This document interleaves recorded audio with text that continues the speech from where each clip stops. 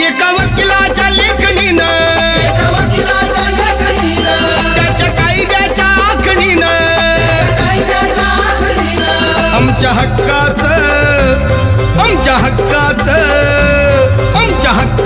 लेखन व माय मग कुणी नाही केलं भलं व माय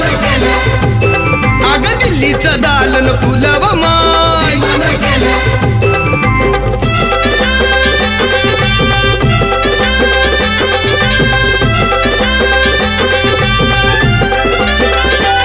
तुमच्या पोरानं शाळेत शिकावं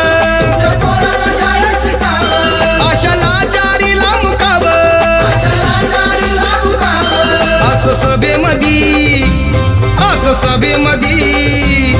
असं सभेमध्ये भाषण व माय